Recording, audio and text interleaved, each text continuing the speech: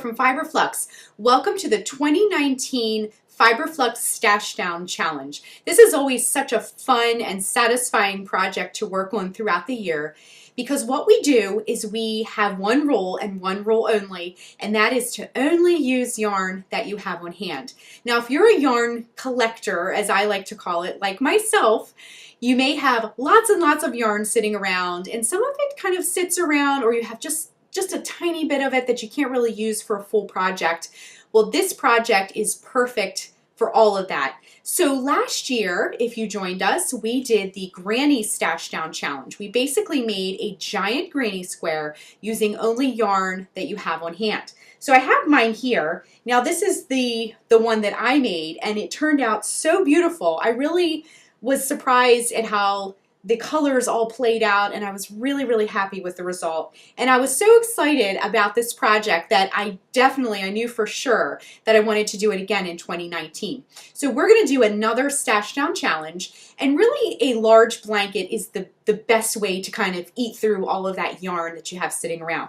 So what I've done, and I'm going to grab the bin that I've grabbed, is to do a few things to kind of prepare for this. So a couple days ago, I went through every last bit of yarn I had on hand, and I kind of looked at all the colors, and I was seeing some colors kind of repeat themselves. So when you go look in your stash, maybe you can, when you're kind of thinking about what palette you would like to choose for your project, kind of see what colors keep repeating themselves. And the colors that I chose kind of presented themselves to me because I was seeing lots of the same color repeating over and over. Now that being said, some of you in our Ravelry crochet along group, and I'll put the link down below for that, that's our community of makers who are all working on crochet alongs, because in the Fiber Flux community, we always have lots of them going on, and this is just one of them. But so many of you for the last Stashdown project chose all different colors, and it was super interesting. So I know one of you sent me a message and actually made a giant bin and would sort of like close their eyes and reach into the bin, and whatever they pulled out, they had to put that as a round on their blanket. So how fun is that idea? I love that idea. So as I was going through my stash, I really started seeing reoccurring themes of blue, gray, cream, teal, and green, and some charcoal. So basically like blues, green, cream, gray, things like that. And what I did was I collected all that I could find in one bin. Now, doing that also kind of presents another challenge, and that is the yarn weight. So I have some very thick, fluffy yarn. I have some thinner, kind of smoother ply yarn. So that's a little bit of a challenge because I'm gonna set this bin down, because you have to pick a hook that kind of works with all of these different yarns. So what I'm going to do this year, and when we go to the tutorial part next, I'm going to talk a little bit about more of a close-up of the yarn and the supplies, but also the hook size. But I'm going to choose a 9mm hook. Now that's a pretty large hook, but that will accommodate some of these thicker yarns. And then for some of my thinner yarns, I'm going to choose to hold some of the strands double, and for the very thin yarn, hold some of the strands triple. And you'll really blast through a lot of yarn that way if you're trying to use up a lot of it. Now I showed you one bin. I actually have two full bins of yarn that I found in those colors. So I'm going to really make it a point to try to use up every last bit of yarn that I pulled. That's my challenge for 2019. Now, we did a granny square last time. Now, those of you who joined us for the fall crochet along, the autumn landscapes throw, we use the square. If you follow the channel and the blog, there's a square I created called the Box of Color Square. We're going to use the Box of Color Square pattern for our blanket this year, just to kind of change it up. You'll still get a nice, beautiful square blanket, and you can add tassels and other finishing touches at the end of the year. But I thought we could change up the square a little bit and just, keep it changing each time just to keep it interesting. Those of you who love doing the granny square, feel free to stick with that pattern if you prefer that. But we're going to shift over in just a moment to the tutorial part, and I'm going to show you how to do that particular square using your colors of yarn. Now, this one, when I chose my yarn, I had a lot last year. I had a lot of blues, pinks, purples. You don't necessarily have to stick to a palette, but I really found like I had great results in how all the colors kind of interacted with one another. So it's a really fun way to kind of experiment. Now you may throw a color in there that you don't like. Feel free to rip it out. There's no harm in ever ripping yarn out and adding something else instead. So I'm going to be using the 9mm hook and holding strands double or triple if needed. And I'll show you kind of what I'm talking about in the tutorial. So without further ado, once you've gathered your yarn and some of your supplies, join me on the next part of this video and we're going to do the tutorial part and learn how to do that square. And every round you add throughout the whole year will yield a giant blanket by the end of the year. And hopefully you will have created some space in some of your yarn bins or wherever you store your yarn. So let's get started. Okay, so for this project, you're not going to need a whole lot of supplies, just a whole bunch of yarn and some minimal tools.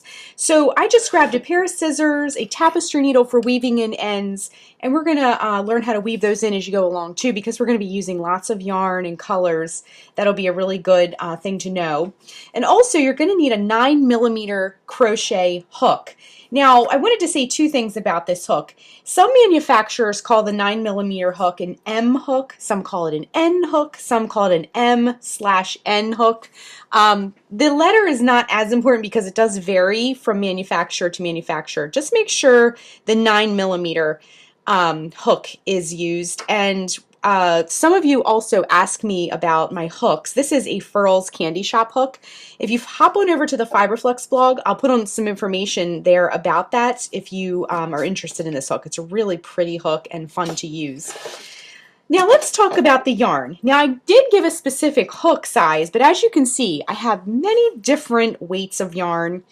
And if you're following some of my other crochet alongs, such as the temperature one, you'll see that I also have one of my drawers. Now, if you're not familiar with this, I got one of those drawer units where you have like the plastic bins, and I filled it up, and actually, admittedly, I have a whole nother drawer full of this yarn for the stash down. I found a lot of yarn in the colors that I wanted to use this time around, but I really like this because you can fill it up with whatever you need. For example, the temperature project, I have all my temperature colors in one container. I have all my tools in there, so when I'm ready to work on this project throughout the year, I can pull the drawer out, do what I need to do, tuck it back in the drawer, and then put everything back in it and slide it into the unit and just have it out of the way. So it's really been a nice little system. Now, for the yarn, we are going to be using a rather large hook. So what I wanted to do is, usually in our stash, we don't have all of the same weight. As you can see here, I have some really, really chunky yarn. I have some kind of less chunky, but still pretty chunky yarn. I have a finer yarn here, and then I have three fairly thinner yarns over here. Now, what I would recommend is, if you're using the chunky yarn, you probably don't need to pair it up with another yarn. But if you're going to stick with the same hook size as me, and even though I said the 9mm hook, you can really use whatever hook you like based on the yarn that you have. But I'm going to kind of go chunky on this one because I kind of went with the chunkiest yarn, and then I'm going to try to like mimic that weight with combining other yarns. So some of these yarns here, I'm going to hold the strands double as I work to try to mimic that chunky yarn. And in turn, that will help me use up the yarn a lot quicker. So I'm going to kind of like hold the strands together, and that'll mimic the chunkier strands here. Now in my tote here, I have some other chunky yarns, I have some thinner yarns, so you can kind of incorporate some of the thinner yarns in with the chunky yarns, and it'll use that yarn up, which is the goal here. So like I said before, the challenge is to use yarn that you have on hand, and you know, I went through and I picked out kind of a palette, just kind of like a loose palette. So I wanted shades of cream, gray, blue, and green. So I went through my yarn and I just tried to locate all different shades of the same palette colors. So I have creams. Now some of them get a little bit brighter. I have some greens here. So it's going to kind of be like cool colors with some neutrals mixed in there. So it's going to make for a really interesting and very highly textured blanket as well. So let's get started on the pattern. Now we're going to be doing a square like we did before. If you joined us for the fall crochet along, we did a autumn landscapes throw, and it was based on the box of color square pattern that I have. We're going to do this blanket the same way. That being said, if you really love the granny square like we did last time, feel free to do the granny square as well. You can use any of these stash down patterns for this. Okay, so to begin, I'm going to just pair up some 2 grays. Now they're slightly different shades of gray, so it'll make for a nice kind of heathered look. All right, so I'm just going to hold them together as if they were one strand. So let's start round 1, okay? So what we want to do is put a slip knot on our hook. Wrap the yarn around your fingers to make a loop. Bring the yarn behind the loop, reach in with your hook, bring up a loop, and tighten. Next, we're going to make the ring that we're going to work all the stitches into. So wrap yarn around hook and bring it through the loop. That's 1, 2, 3, and 4. Okay? Join with a slip stitch in the chain farthest from the hook to create the ring. So insert the hook into that chain farthest from your hook, bring up a loop, now bring that loop through the loop already on your hook. You can kind of open up that ring and hold those tails along the edges you work, and that will weave them in as you go along. So what we're going to do for round 1, now that we have our ring, is chain 3. 1, 2, 3. Now this chain 3 is going to count as one of our double crochets. So we're going to go ahead and work 2 more double crochets into the center of the ring. So that's 1.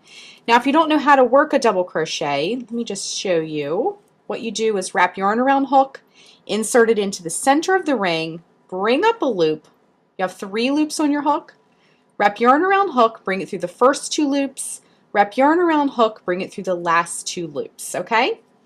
So then what you're going to do is continue around and chain 2. This is going to get our corner space established. So chain 2, 1, 2, and now work 3 double crochets into the center of the ring. The reason we only did 2 last time is because we had that chain 3. So work 3 double crochet into the center of the ring. 1, 2, and 3. Just like that.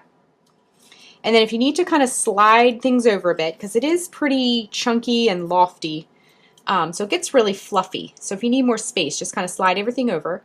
Then you're going to chain 2. 1 and 2, and then work 3 more double crochets into the center of the ring. 1, 2, and 3. Just like that, okay? Now our yarn balls are getting all used up, which is so exciting. Okay, so as you can see, we're kind of creating these like groupings of double crochets. So let's create 1 more to finish off round 1.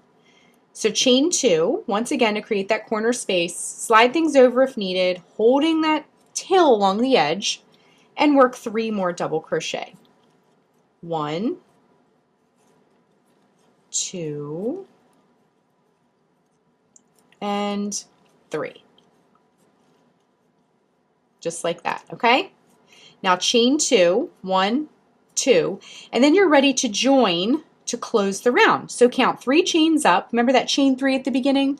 1, 2, 3, and we're going to join with a slip stitch to close the round. So insert the hook into that 3rd chain up, bring up a loop. Now bring that loop through the loop already on your hook, okay? And round 1 is complete. Just make sure you have groupings of 3, and it makes sort of like a little plus sign, okay?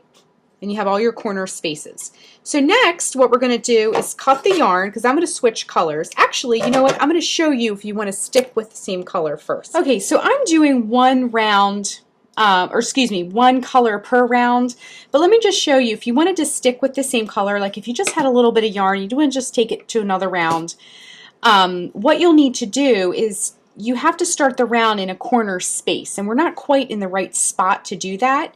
Now there is a corner space back here, but we're moving in this direction. We're not going backwards. So what you'll need to do is slip stitch over to the correct spot. Now this is if you're sticking with the same color.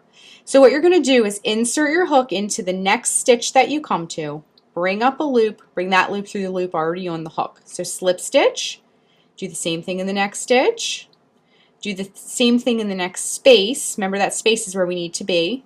And now you're at the exact right spot and you can begin round 2.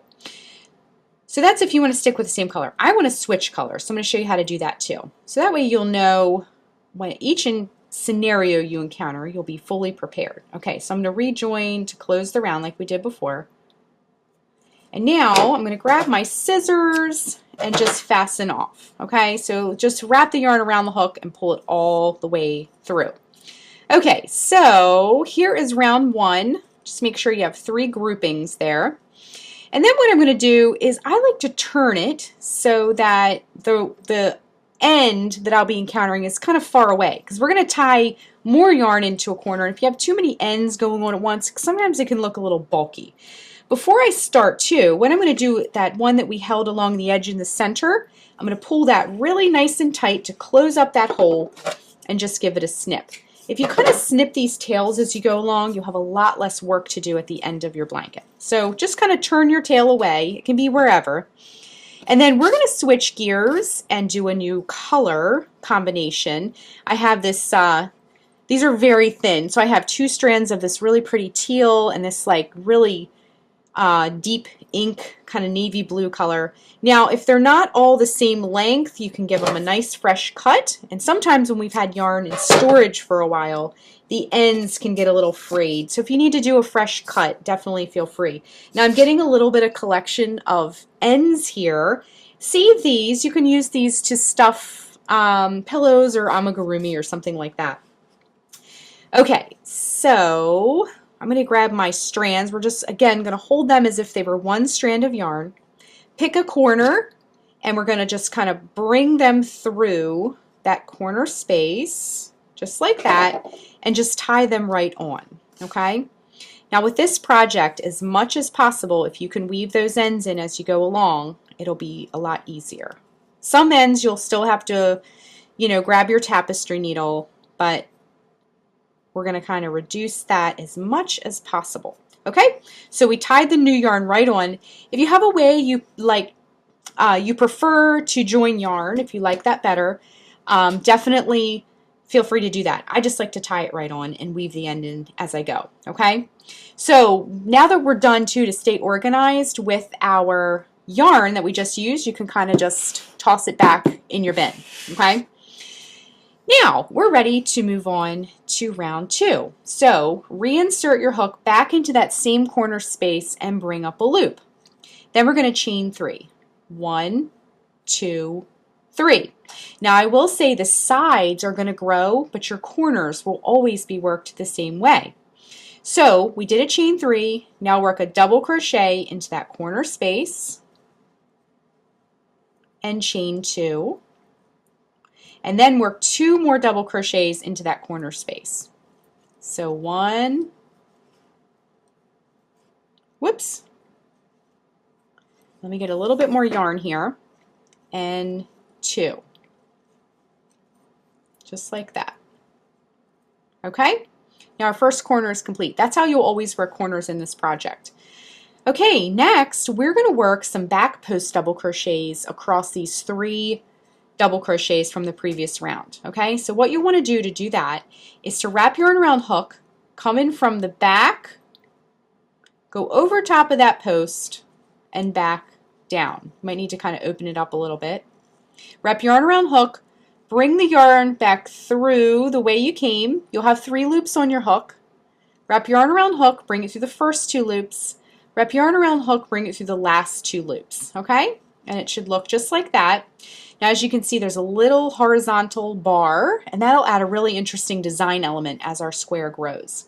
So let's do that again. Wrap yarn around hook, come in from the back, go over top the post, wrap yarn around hook, bring it back through the way you came, wrap yarn around hook, bring it through the first 2 loops, Wrap yarn around hook, bring it through the last 2 loops, okay? Now, wrap yarn around hook once again, go over top, back through, bring it through the first 2 loops, bring it through the last 2 loops, okay? So that's the back post double crochet. If you need to see it slowly again, just back up the video as many times as you need to. All right, let's work that corner. Remember, we're going to work those the same way. So at the beginning, though, we had a chain 3 that counted as a double crochet. This time, we're going to work 2 double crochet because we don't have that chain 3. So 1 and 2, chain 2, 1, 2, and then work 2 double crochets in that corner space. 1 and 2. Okay? Moving right along, we're ready to work some more back post double crochets.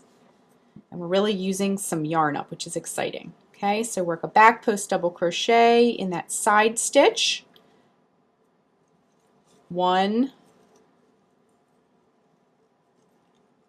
2, and 3. Just like that, okay? Now we're ready to work the next corner. So work 2 double crochet, 1 and 2.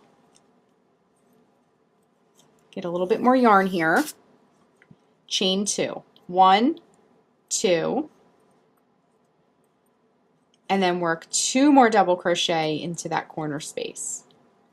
1 and 2.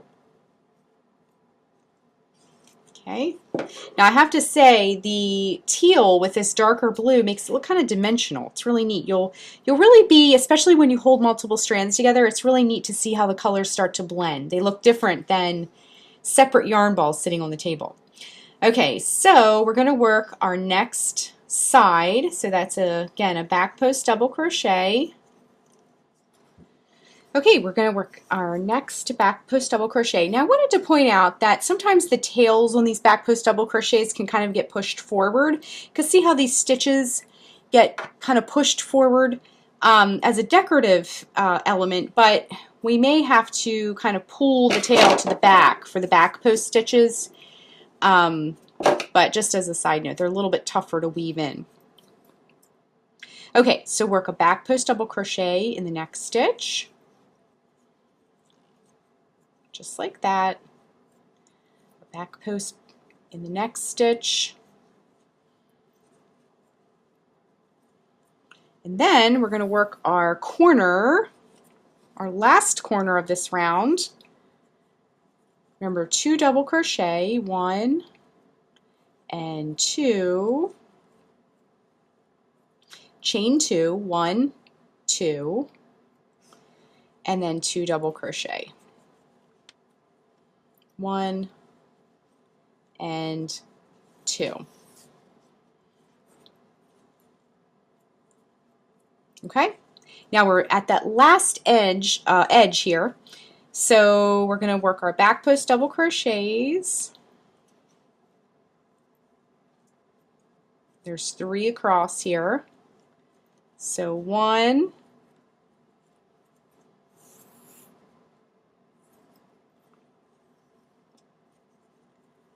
2.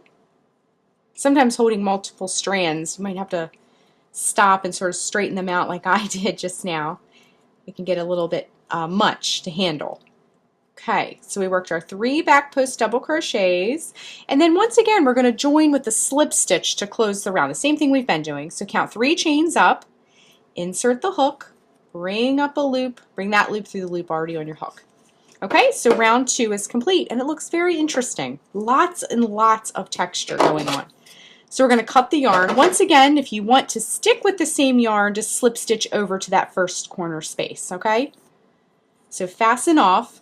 And I think what I'm going to do, I was kind of thinking about the colors and how I sort of wanted them to interact with one another. Because I have 2 cool colors, the blue and the green, and 2 neutral colors as part of my palette, the cream and the gray, I think I'm going to try and do a neutral and a color, and a neutral and a color to give it the maximum contrast, okay? Okay, so I grabbed some more gray just because I thought it was really pretty against this blue. So I'm going to go back into that corner space, and we're just doing one opposite of our other tail just to keep some contrast here. So bring the new yarn through any of those corner spaces and go ahead and just tie it right on. Now I wanted to mention one more time that if your ends aren't quite matching up, you can give them a little trim just to kind of keep things nice and neat. So go ahead and tie that right on. And then what we're going to do is reach in, bring up a loop, and once again chain 3. 1, 2, 3. Now I think I mentioned this earlier, but the corners are always worked the same. So work your chain 3, double crochet, chain 2. 1, 2. Then in that same corner space, work 2 more double crochet. 1 and 2. And then what we're going to do is we wove that end in as we went along, so we can kind of drop that now. Now before we went into these posts, we're going to go into the stitches this time, these loops at the top. So go into that first stitch that you come to from the previous round's corner. That's part of the corner of the last round. Go into the next stitch. We're just working a double crochet into every stitch all the way across, okay? Now the back post double crochet sort of rolls, as you can see, on your own project, and this one, it kind of rolls that edge back. This round that we're doing now is going to kind of flatten it back out, okay? So we're just working a double crochet in every stitch all the way across, okay? And I'm coming up to the end here of my last stitch, okay? Last one is a little snug. Okay, let's work that next corner. Double crochet, double crochet. We are using up yarn left and right. I love it. Chain 2, 1, 2. Then work 2 double crochet. 1 and 2. And then once again, we're going to work double crochets all the way across. You can see our edge that we just did on this other side here is helping it lay nice and flat. And that will give it a nice flatness, whereas the post stitches will give it the texture. So it's kind of the best of both worlds. So work your double crochet, double crochet, and then we're at a corner again, so 2 double crochet, chain 2, and then if you need to turn your square to go down the next side, 2 double crochet. Again, that corner is the same way every time. I wanted to also point out that first stitch might be a little bit buried by your corner. Just kind of slide it over a little bit. Okay, so double crochet,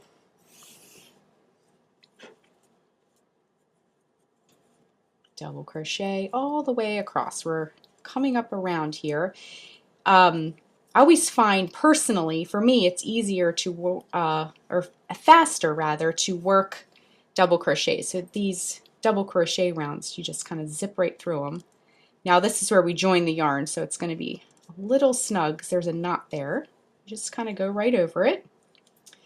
And then 1 more double crochet on that round, or that edge there. Okay, now we can hold these tails along the edge as we work. Once again, work 2 double crochet, chain 2, 2 double crochet,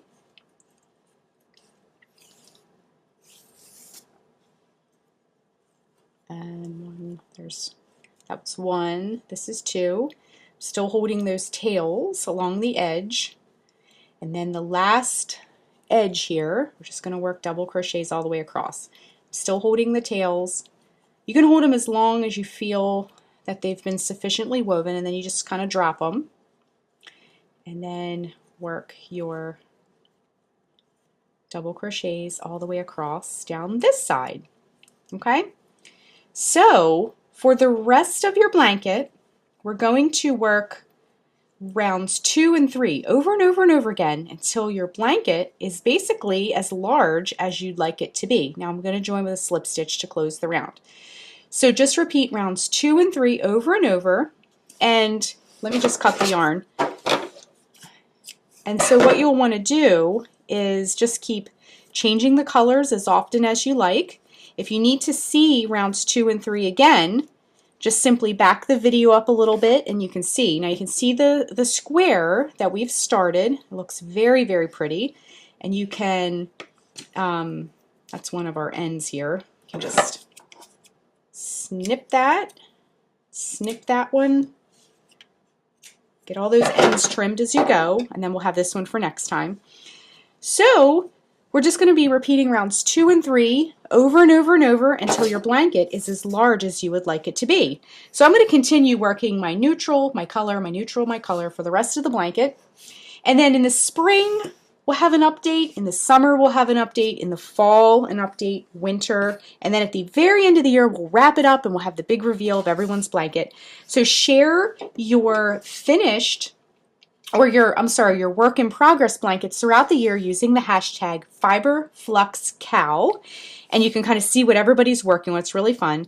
Also, if you haven't yet joined the Ravelry Crochet Along group, please hop on, and I'll put the link down below for that too. But please hop on there and join the community on Ravelry. It's a place where you can show off your work. People ask opinions about color and things like that. They ask questions. You can show off your work. A lot of people like to hop on there and help people. So let's just continue stashing down and working rounds 2 and 3 over and over and over again until our blanket is as large as we would like it to be. I am going to keep working and try to eliminate all of my stash down yarn that I've saved for this project. So I will see you in the spring when our blankets have grown just a little bit more. Thanks so much for watching, and be sure and click the subscribe button to get all the latest Fiber Flux video updates. Thanks again.